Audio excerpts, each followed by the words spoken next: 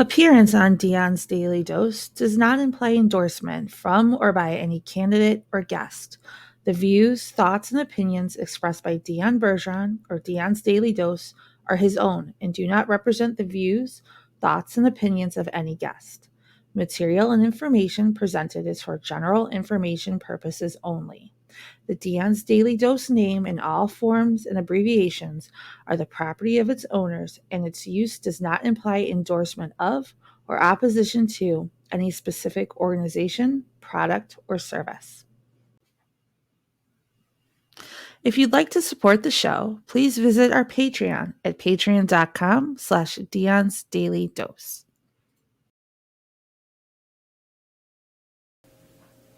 Hello, ladies and gentlemen. Welcome to another fascinating episode of Dion's Daily Dose. So, sorry I got started late today. We were out putting up signs, and then we had to pick up the 17-year-old's girlfriend and bring her back because now that social distancing is starting to get backed off a little bit. He's been very patient though. I will say, and for those of you before you say anything, I know this is the same shirt I had on yesterday. It has been washed. I thought it looked good with the sign. I thought it would. This is the one the wife recommended. So yeah, she likes this one. Anyway, so while I was out, we're dropping off signs to the people that want them and doing all that. There are just so many. What was really funny though, what road was that, babe, where it had the USW and then it had Mervin's sign and then this massive, huge freaking billboard for McDermott like above it? Do you remember what road that was? I don't know. Anyway, you're going down the road, and like I said, out in front of the USW, of course, because the USW it was somewhere in Porter County. Yeah, it might no, because it was a north-south road, I think. Anyway, uh, so there's because they endorsed McDermott, so there's a McDermott sign out there as expected, but like the next property over, maybe the another one, there's this massive, huge Tom McDermott billboard, just incredibly massive, and a picture of him standing there. It was funny, but I saw a lot of signs on empty lots, abandoned looking properties, stuff like that. Look, there's no way that I'm going to be able to put up probably even half as many signs as McDermott for sure, because that guy has signs everywhere. Yeah, there's. Yeah, yeah, that's the one I'm talking about. Was it 49? Okay, so I think it was on 49. It has like vote down the left side and then, big massive McDermott. So, yeah, it was entertaining. I was hoping to get back by 7, before 7, preferably obviously so that I could get this set up and stuff. I didn't realize that I hadn't set it up yet. And then I'm looking at the time. I'm like, well, see what time it's scheduled for. I looked at I use StreamYard, so it's browser based. So you log into the browser and you can see the ones that are set up. Like tomorrow's with Rainwater is already set up. So I'm looking at it and I'm like, oh no, I didn't set it up. So on the other hand, at least I didn't have to change the time. So, hey, Timothy. So I thought today what I would talk about, aside from all these signs that I was out putting up, and the amusing fact, because I'm being told that actually McDermott at some point in the past said that only a loser puts signs in front of abandoned lots and stuff like that. I don't know if that quote is accurate, but I'd like to see if so, because if that's the case, then that's kind of amusing. Oh, it is? Okay. Yeah. I haven't seen the video where he said it, but it doesn't surprise me one bit. I thought that we could talk about safety versus security, right? And we have the Ben Franklin quote, right? Who said, "Those who would give up essential liberty to purchase a little temporary safety deserve neither liberty nor safety." And I find that interesting because today we have this big conversation, right? Especially regarding the the pandemic and people wanting to be safe and wanting others to change their life for them. And I was thinking, there really isn't, is there anything in life that's guaranteed? Anything, right? Other than death, right?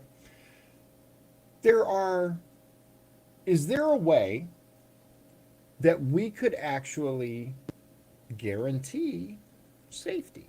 I don't think so. I don't think so. I thought about it. And even if we could, even if the government or a small contingent of local government or forces said, yes, we can guarantee your safety, what then do you give up? What aspects of liberty do you give up in order for your safety to be guaranteed? Uh, and that kind of leads us down the path. What are we willing to sacrifice? Because we saw today, yeah, Dave says death and taxes, right? Yeah, because taxes are the other one. Death and taxes are the only certain things in life, right? Uh, Tim said my new normal is going to be my old normal, right? Then talk of the new normal with safety versus security, and it concerns me because there are people that absolutely are of the mindset that if I just government all my power, then they will take care of me. Now, I'm not of the camp that believes that absolutely nothing should be done for those who can't take care of themselves. My wife's a Medicaid waiver case manager. She has people on her caseload that need help. They're unable to take care of themselves.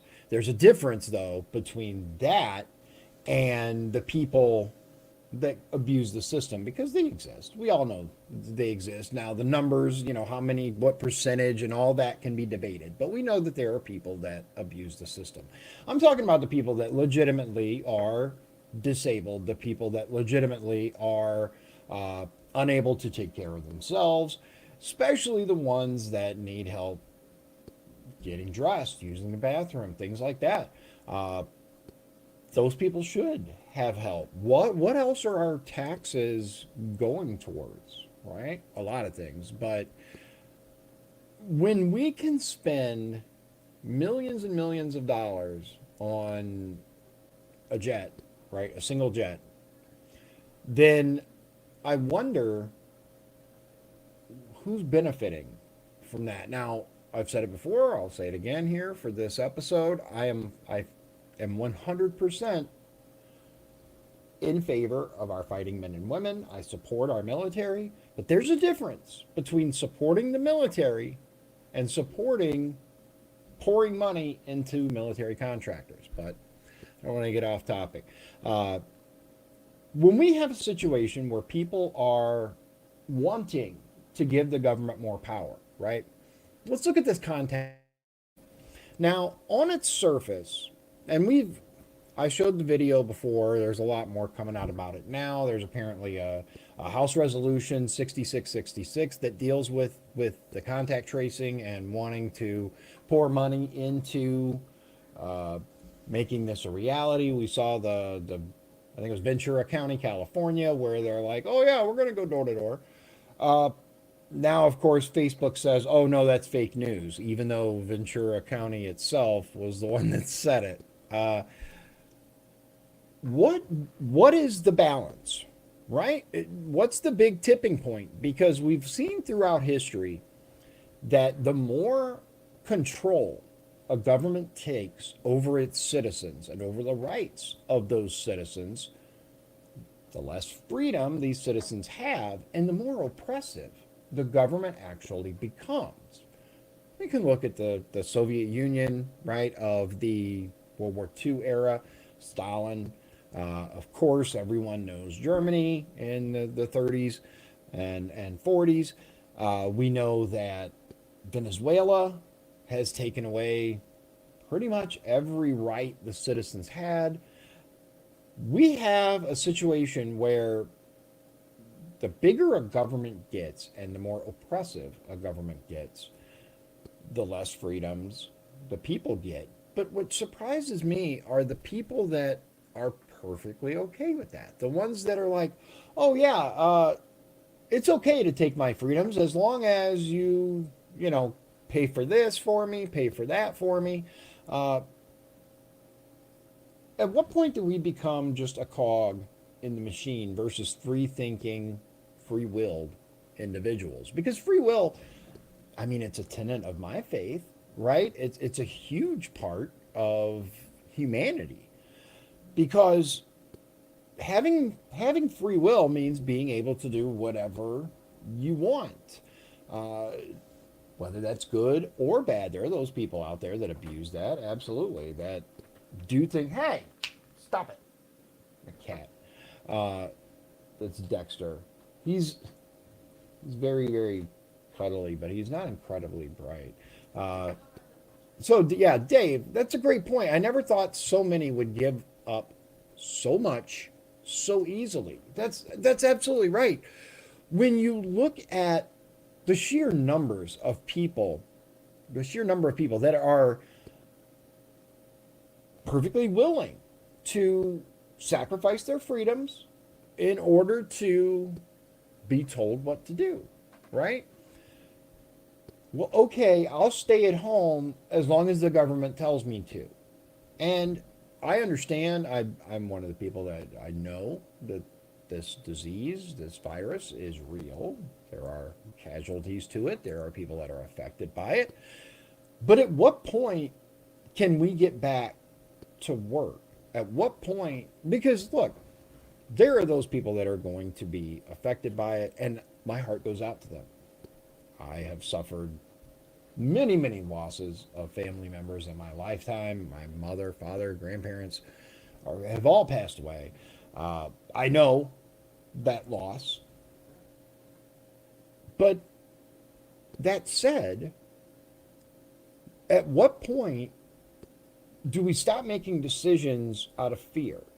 At what point do we say, okay, we need to start getting this economy going again because there are going to, in my opinion, I think there are going to be far more casualties because of the economy than there are due to the disease. Uh, we're looking at people who are losing everything, their livelihood, their business, their homes. And these, it's put out there, right? Let's talk about the rent freeze, well, the eviction freeze, because it's not a rent freeze. In many places, including some areas of Indiana, there has been instituted an eviction freeze where the government will not proceed with evictions. Now, that's not going to last forever. And at some point, you're going to be expected to pay your rent. You're going to be expected to pay your mortgage. Uh, there was a guy who did a video that went viral. I can't play it. It's laced with profanity. Great video though. Vic, what was his name? Vinny, Brad, something. You know who I'm talking about. Can you give me the name for it if you can?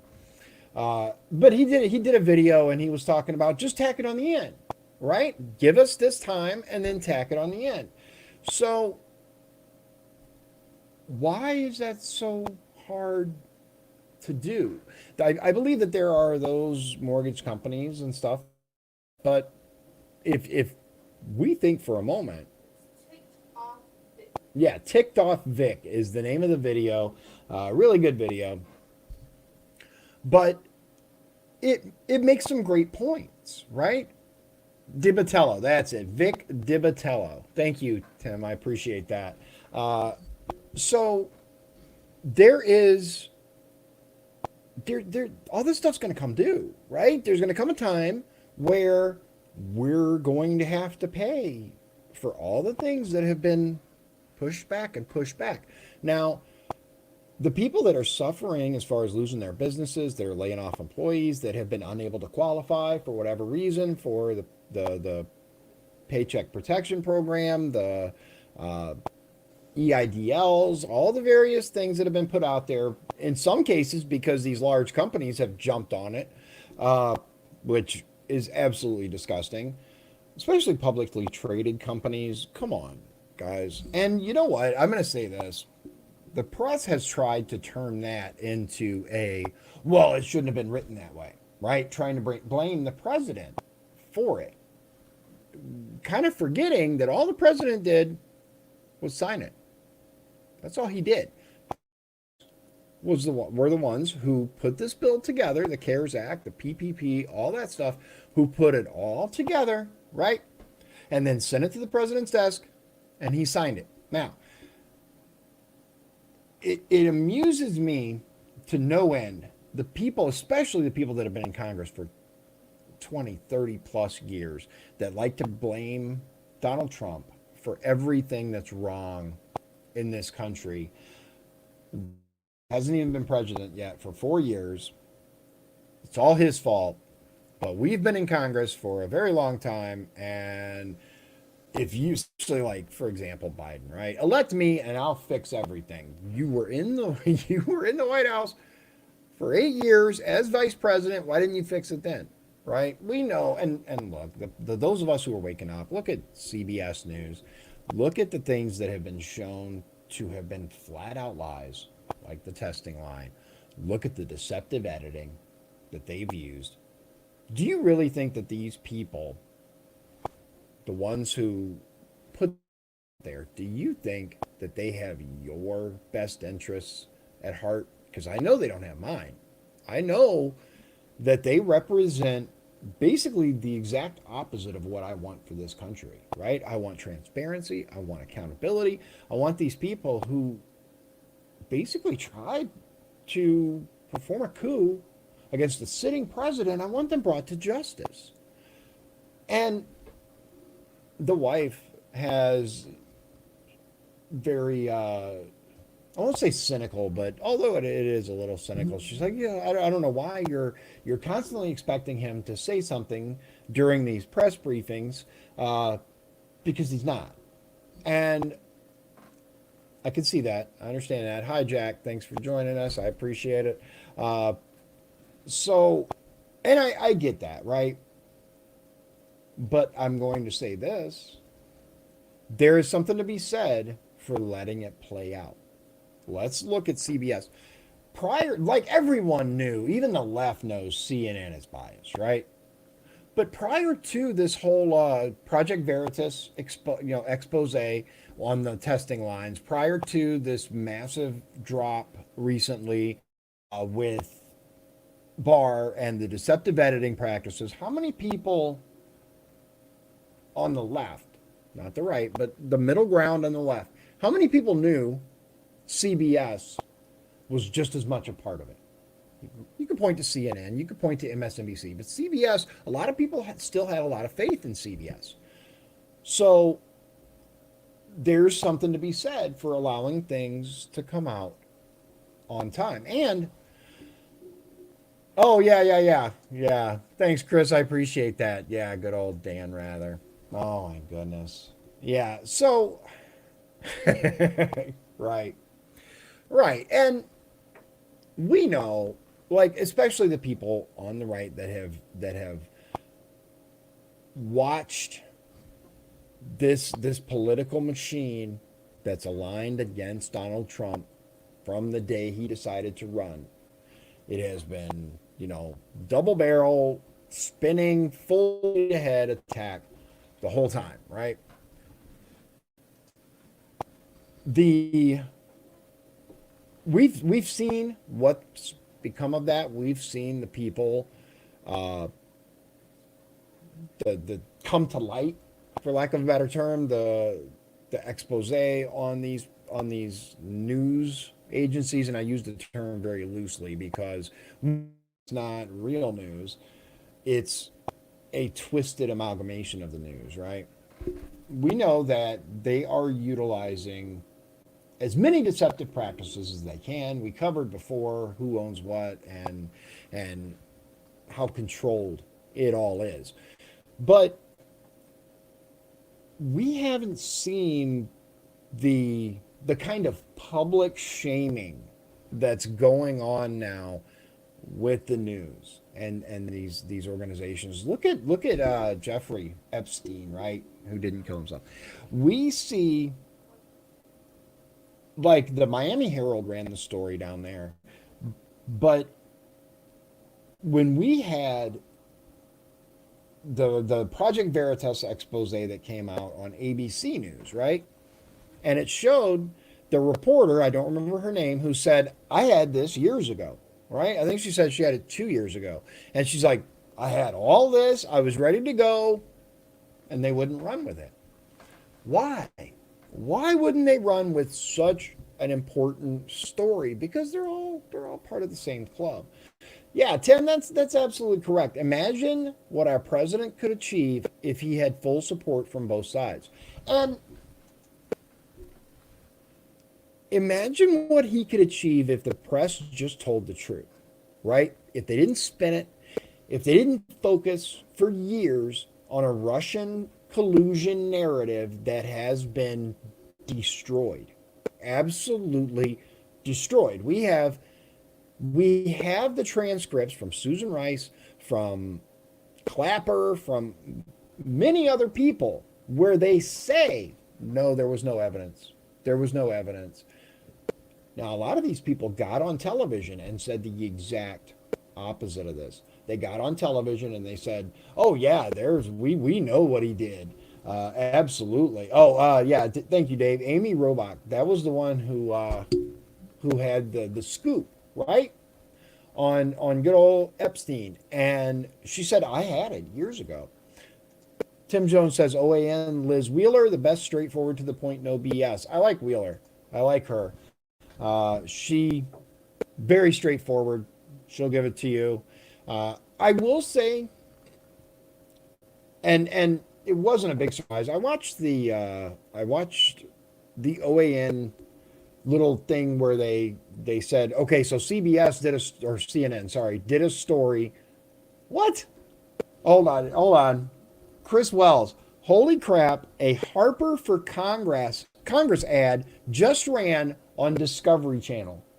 What? How? Oh my, like the regular Discovery Channel? How much money does this guy have? My understanding is that he comes from a very wealthy family. I don't know. I don't know the guy. I will tell you he is incredibly progressive, like far left progressive.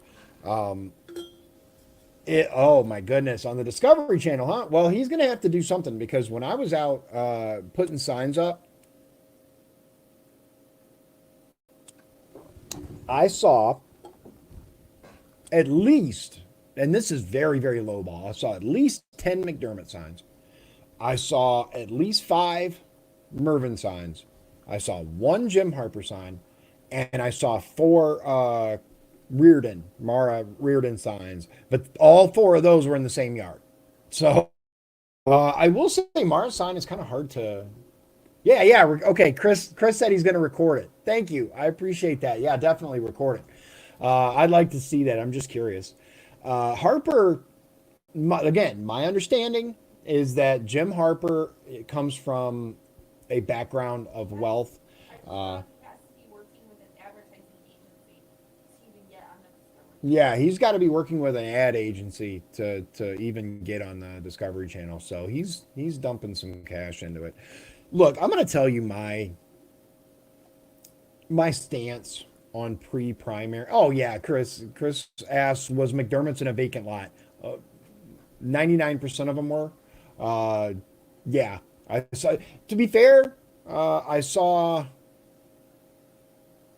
at least 6 out of the 10 minimum, and there's more, but just today, at least 6 were in vacant lots or in front of abandoned buildings. So, uh, yeah, I'd be very surprised if they're not abandoned because they look sketchy. Like, put it this way, I would not go there, you know, after dark unarmed.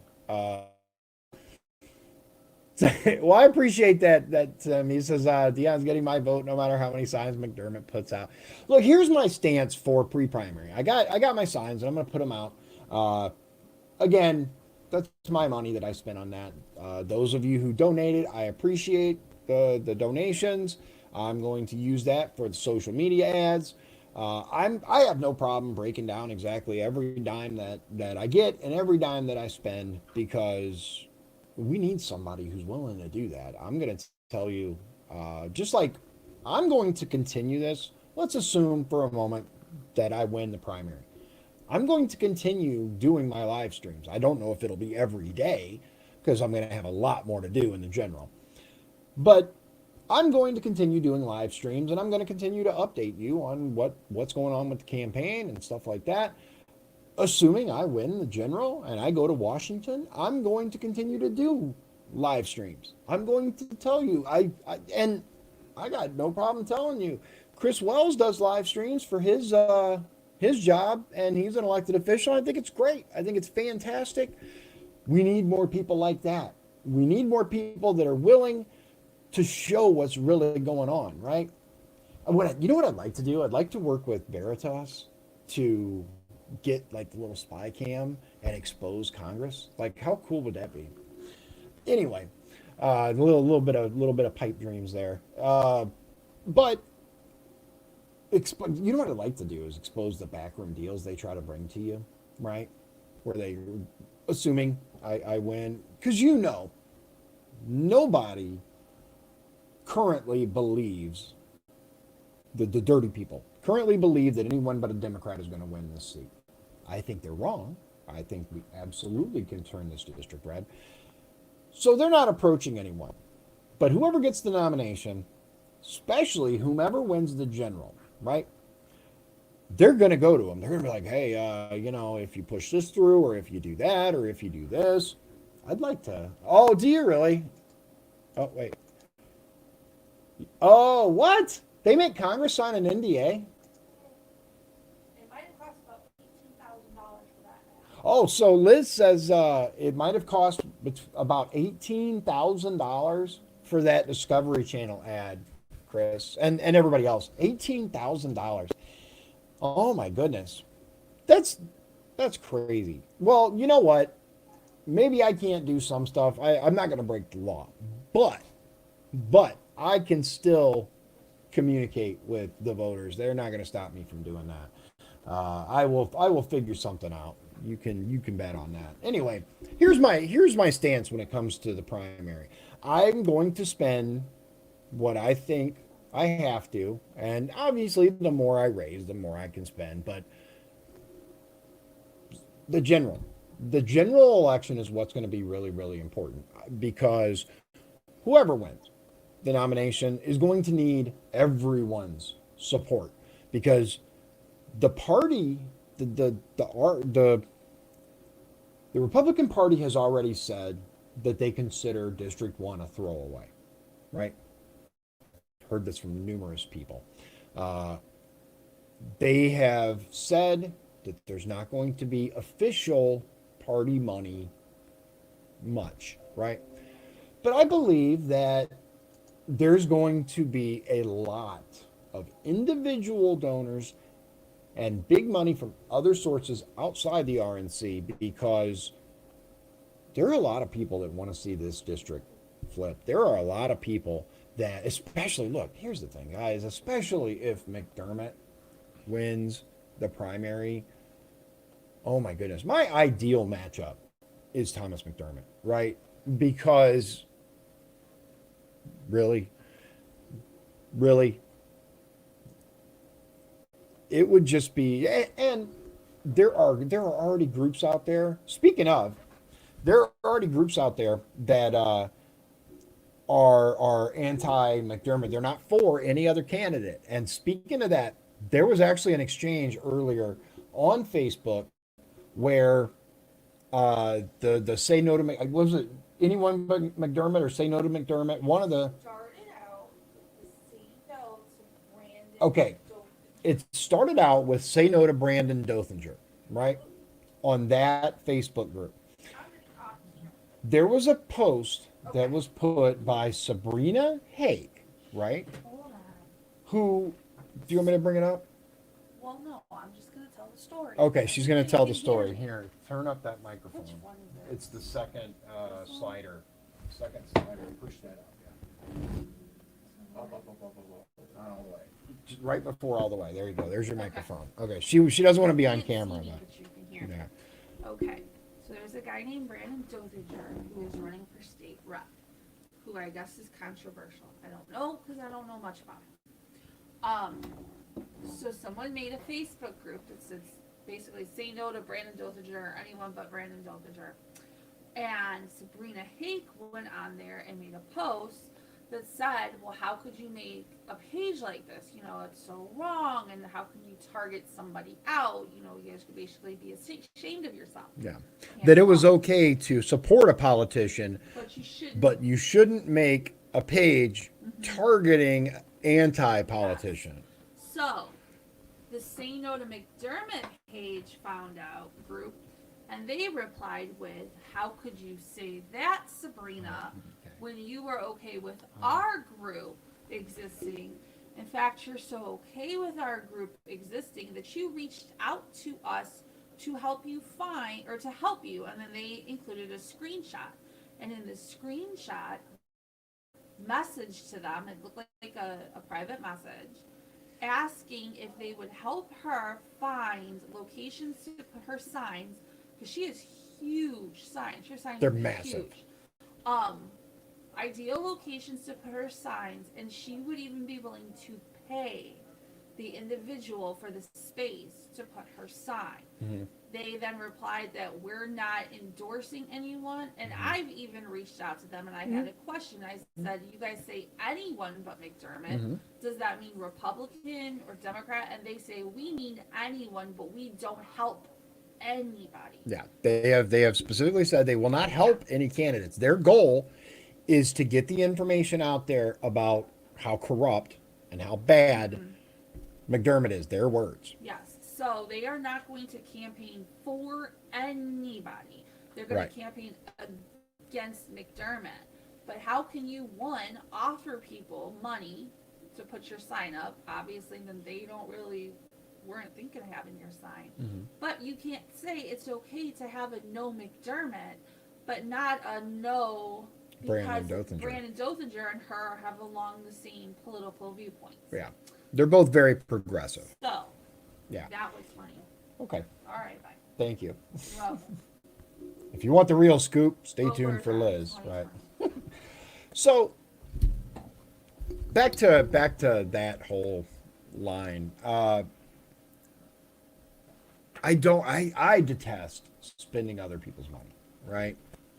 Especially like campaign donations. While I greatly appreciate it and I promise to use it the best way that I can to ensure that I get elected, because I believe that I would make it the best representative for you, especially pre-general, right? Or excuse me, pre-primary. Yeah, right before the primary. A lot of it I consider a waste of money. Signs are okay, some ads are okay, but when you have just $18,000 as an example for a TV ad, Approximately estimated. yeah, estimate, obviously, but $18,000. Imagine what you could do with that money, and that's one of the reasons why politics really bothers me, is just the sheer amount of money that is spent that could be done, that could be used for so much more, so many different things, and I know a lot of that is me talking myself out of people sending me money, or talking other people out of sending me money, but yeah, right. If you can afford it, by all means, I greatly appreciate it. I'll give you a breakdown. But got my signs today, putting them up for those people who want them. I didn't get to everybody today, obviously. It's probably take me the rest of this week to get out to everybody's house, because District 1 is big. But if you have not gotten your sign yet, remember, I'm still working on it. I will be probably concentrating on LaPorte and Porter County today. We went out and did a little bit. I don't have a ton of support in Lake County. It is what it is. I don't anticipate Right, right. That's Chris nailed it. You nailed it. I don't trust people who spend $1 million to get a job worth 165K. I, why? Why are you spending so much money to have the oh, he asked who did your signs? The person you recommended. I just picked him I up don't today. think a normal Uh, person who knows normal people can figure out how to get their hands on that much money like and that. that's the other thing though. Sign Depot did my signs. Gross. The That's what Liz just said.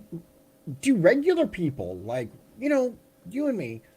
Do we know people like that? I don't know personally know anyone who has $1 million to drop on running for an office that only pays 174,000 dollars a year, right?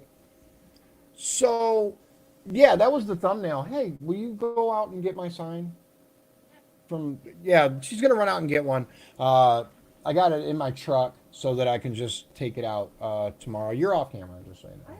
Okay. Yeah, I'll show you guys the sign. I like it. It's the same. Let's see if you can see it. It's the same as the bottom picture here. The the bottom one, not the top one. But she's gonna bring one in, and I'll show you guys. Uh, but that's exactly it, Dave. Dave said that's why people owe people, and that's what it comes down to, and that's what I want to make clear. I've tried to make this clear before. I want to help the party. I want to help the Republican Party, but I do not want to be controlled by the Republican Party, and I won't be. Uh, that's one of the reasons why kind of when I thought about running and I started talking to the people that were in power in the counties, and they're like, oh, you haven't done this, you haven't done that, and you haven't done this for the party or that for the party. The party's not going to give you money. I, that's fine. That's fine. I don't want the party's money. LaPorte County doesn't have a lot of money to give anyway. I understand that. But I really believe that we're going to see a big surprise this election, right? Whether it is this district flipping, whether it's people coming out in record numbers to vote for Donald Trump, because I don't know if you guys have seen the primary numbers. Wow. Wow. Breaking records all over.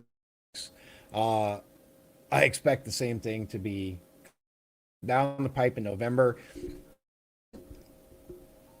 We know that Donald Trump has a 95% approval rating in the Republican Party. The interesting thing to me is why isn't it higher?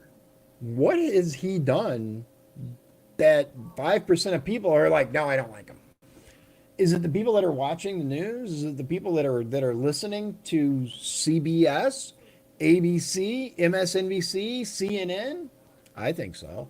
And then of course you got the people like Walsh, Joe Walsh, who's like, oh, he's just a bad, bad man. There we go. There it is. There it is. Let me see it. I'm gonna get it a little closer. Here is the Dion for Congress sign. I think it looks good. I think the name is legible. The only regret that I have about the sign is I probably should have put Republican on it somewhere, or maybe had the little elephant. Uh, I don't know.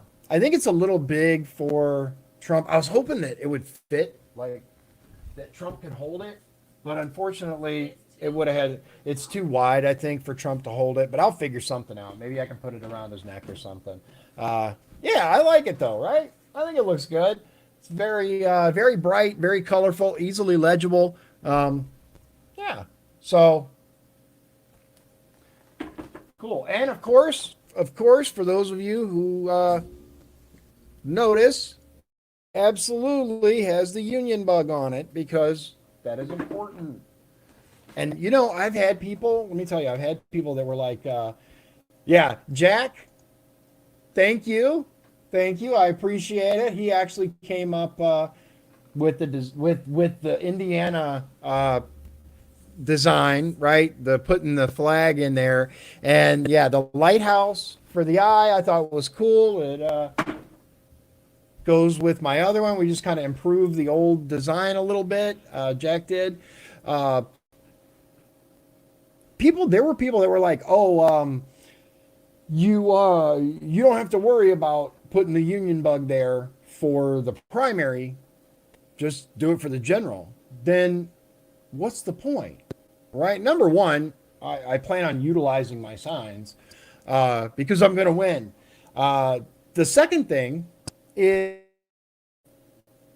if you're just doing it for some sort of symbology, then you don't really believe in it.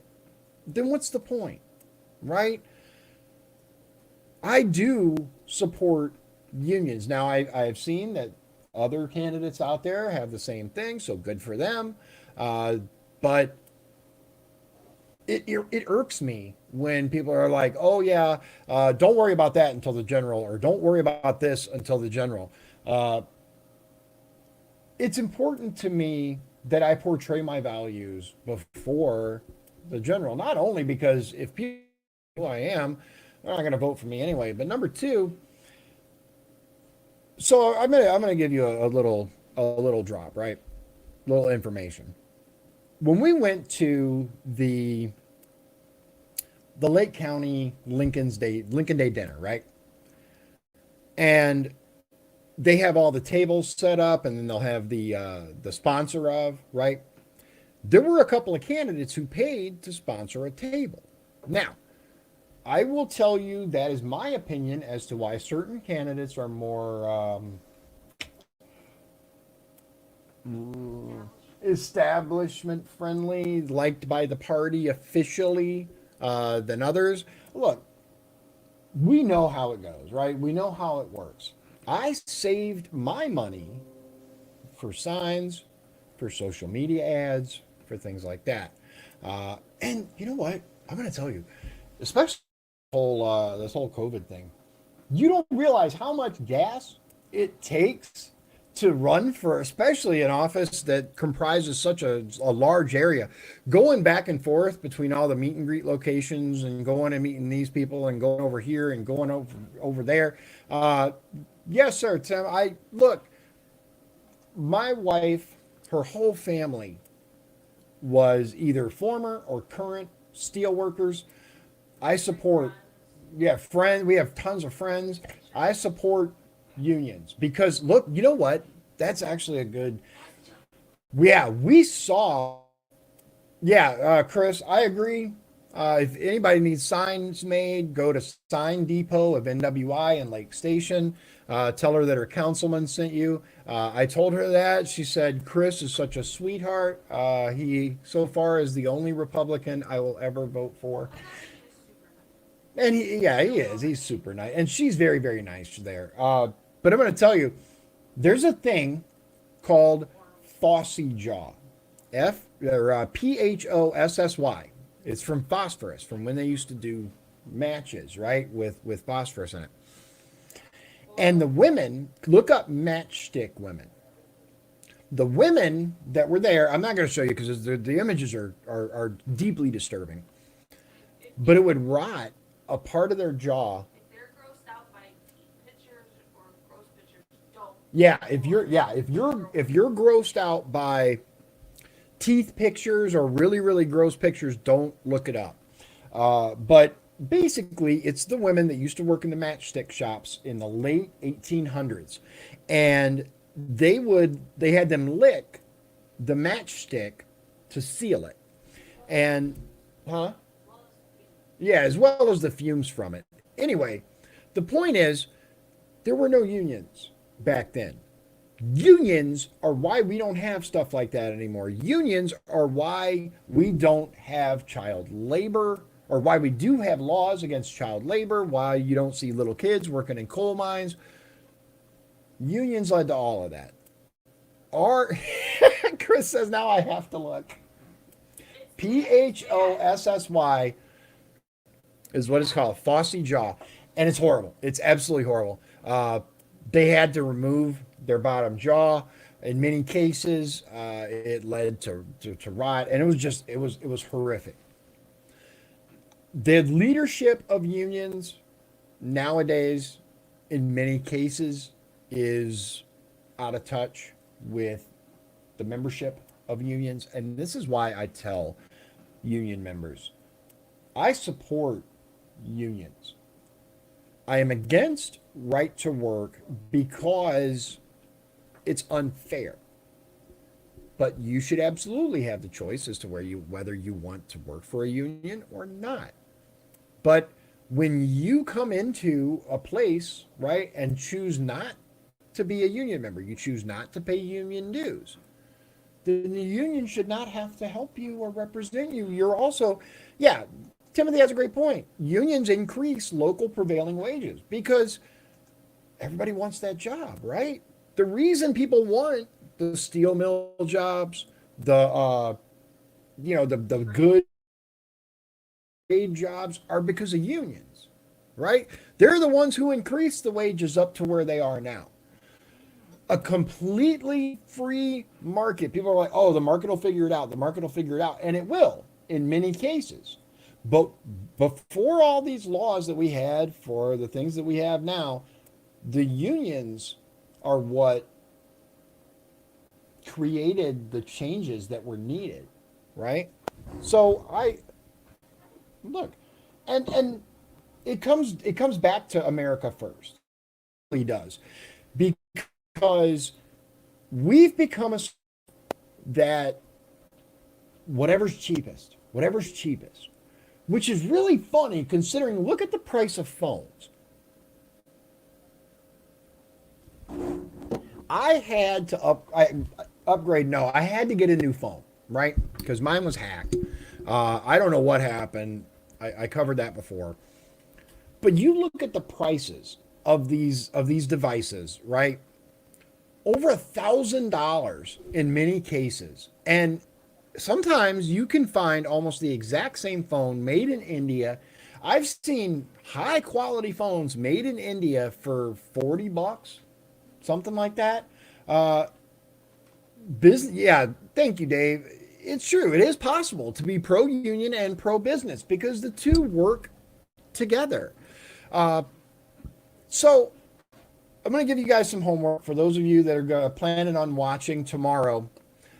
Tomorrow, I'm going to have Donald Rainwater on the show, and we're going to talk to him about what he would have done differently had he been governor at the start of this thing. Now, I've said it before. When when you look at like a libertarian candidate for governor, right? You're like, yeah, okay, you know, good luck. I wish you well. People talk about the split vote and how it's a wasted vote. I'm going to tell you that since this whole pandemic started and the lockdowns and the social distancing and the forced closures of businesses, there are a lot of Hoosiers that have said in almost anyone but Holcomb. I'm not saying that I say that because there could be much worse, right? I don't agree with what Holcomb does in a lot of cases, but we could get worse. But what has happened? That's a good question, Dave. Let's find out tomorrow. Dave asked, would he ask Hill to resign? That's a good question. Remember that one for tomorrow. Come up with some questions that you guys want me to ask him. Let me actually, can you write that down, babe, for notes for tomorrow? Questions for Rainwater? The question is, if he was governor, okay, would he ask A.G. Hill to resign? Based on losing his license? Yeah, well, prior to losing, well, suspension of his license or post. I'm just wondering, or at all. What do you guys think about this whole Attorney General Curtis Hill thing? I I wasn't surprised when they handed down what they handed down, and we find out that his law license is temporarily suspended. I think that was the intention the whole time. Now we know that Holcomb and the establishment has been out to get Curtis Hill since pretty much the beginning. Uh, how, like, what do we know about these allegations?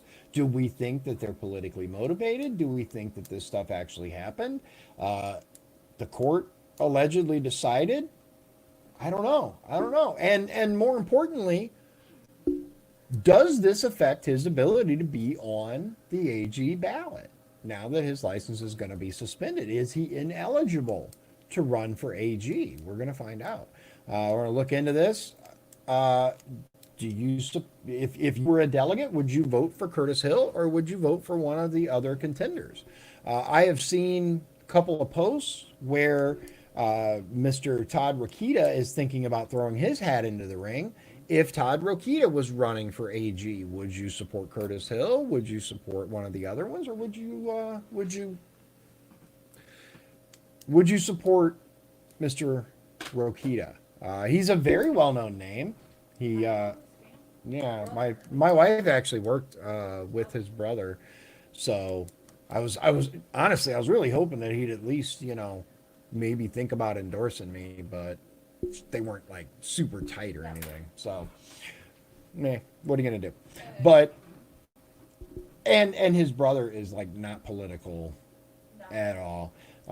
Okay, Chris Wells says it's going to happen. About Rakita, you think? Or because his last post, he said he was talking to his family about it.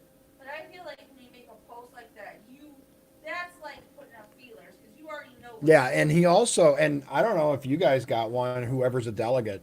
I actually got a call from a survey company who was like, if Todd Rokita was on the ballot, would you vote for?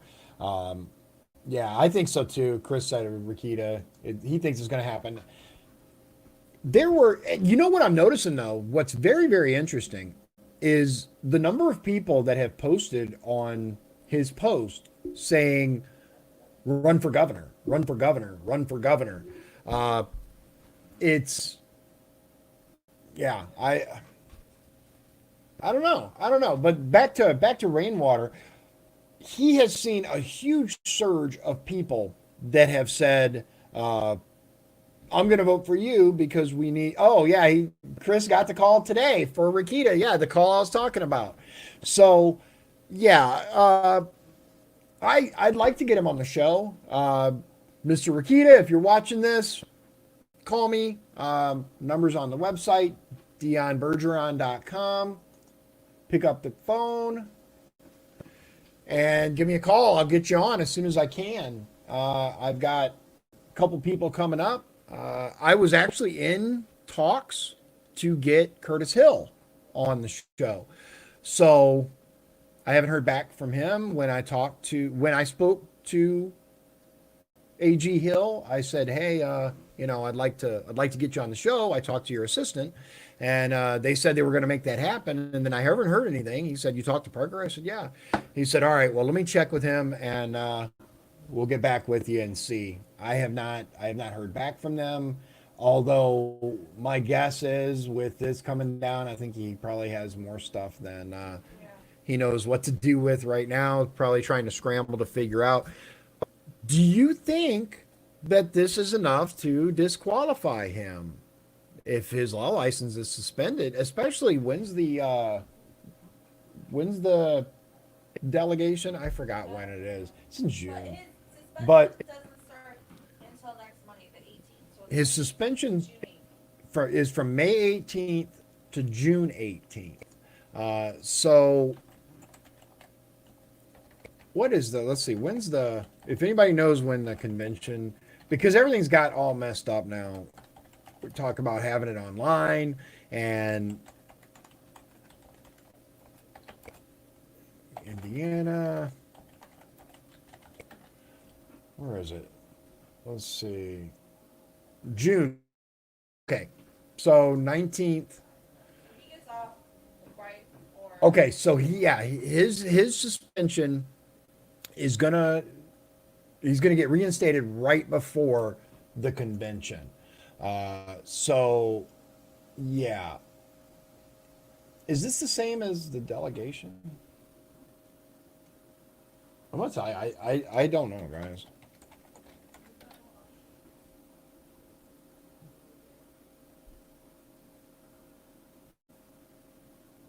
I'm looking. I'm looking.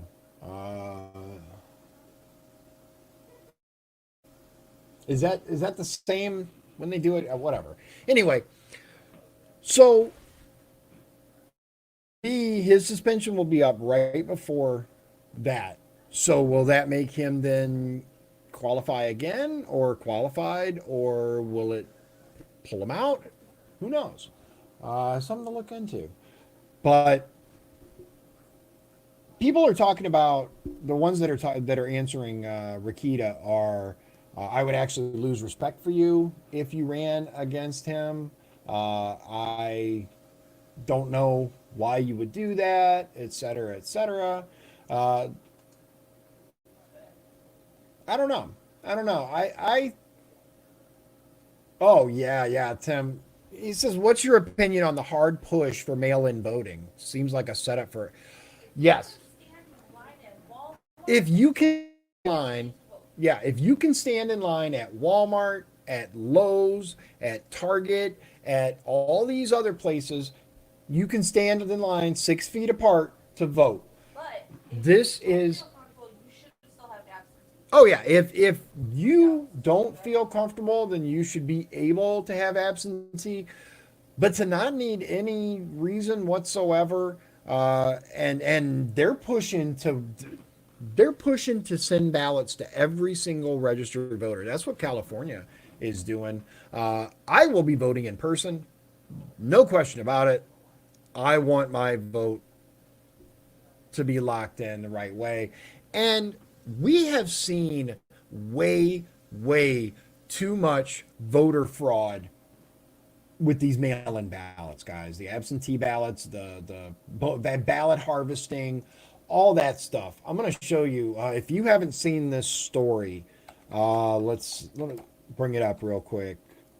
Detroit fraud. Let's see. Is this it? Yeah, here. I'm gonna share this with you. This is just let's see here. Where is it? Share screen. Now, just so you guys know, I've been working on trying to get this set up better for you. Uh it is laggy a little bit when I screen share, so I'm hoping that you'll be able to see this and it won't lag out too much. But if you just put in Detroit voter fraud, look at this. The third one down, records. Too many votes in 37% of Detroit's precincts. Suit alleges Detroit has thousands of dead residents. Detroit has 2,500 dead people registered to vote. There it is. City clerk in Michigan faces election fraud charges. That's what I was looking for. 6 felony charges, right? Sharikia Hawkins, 38 years old. The Washington Examiner, I will drop this into here for you. If you have not seen this, it is a very, very disturbing story. Uh, no, I don't want you to notify me about anything. Please stop it. Let me put that to full screen. Hopefully, it'll cause it to lag just a little bit less. I was told that sometimes the sound has a couple issues. How dare you? Michigan Democrat hit with 6 felony charges for alleged voter fraud scheme, right? A once celebrated Michigan Democrat, she actually got some awards, right? Has been charged with 6 felony counts for allegedly altering absentee ballots during the 2018 midterm elections. But remember, you are the paranoid conspiracist for thinking voter fraud is real. Sharikia Hawkins, 38. Look, she as many as 193 absentee ballots. They found them in the trash. Here's the crazy part, right? She was placed on paid administrative leave. Paid. Charged with 6 felony counts, but gets paid, right? Come on. Here's what's going on. The alleged misconduct was discovered after the Oakland County Clerk's Office noticed that 193 voter files had been changed to reflect that the voters failed to include a valid signature or return date, when all of the implicated voters had in fact included both items. The Crow explains. The county clerk's office later discovered the original voter files in the trash at the election division office. The Michigan State Police then launched an investigation that resulted in Hawkins's arrest. Let me see if I can find. There it is. Down at the bottom, it was just a couple of months ago that the Michigan Democratic Party honored Hawkins at its annual legacy dinner in Detroit. That's it. Put it twice, not me. Legacy dinner in Detroit, as Crow helpfully notes. Before that, she was even listed in the Michigan Chronicles 2017 40 under 40. She won some kind of she was, I don't know, was presented with, she got some kind of award. I forget what it was called, but it's this very, very lefty award that they gave her. I don't remember what it was. Yeah, Dave said we had problems with early voting in Portage with ballots arriving late. Right. And then they found this huge issue, right, with all of these places. Voter fraud is absolutely real. It exists. During the Wisconsin ballot or election, they had all these ballots that were found at the post office. Some of them had postmarks, some of them didn't. There's video of mail carriers throwing stuff away, and we know it's real. As a matter of fact, we actually just got an email a few days ago from one of the party chairmen, and they said that they numbers for how many Democrat versus Republicans are ordering absentee ballots, right? Mail-in ballots. And the numbers are shocking. They really are. I don't have the exact numbers right now, but I can tell you that it's like a 5-to-1 ratio easy for every 5 Democrats asking for a ballot. There's only one Republican, because Republicans they're calling their local party headquarters and the election committee and the voter committee, and they're saying this is bull. We don't want mail-in voting. We want to vote in person.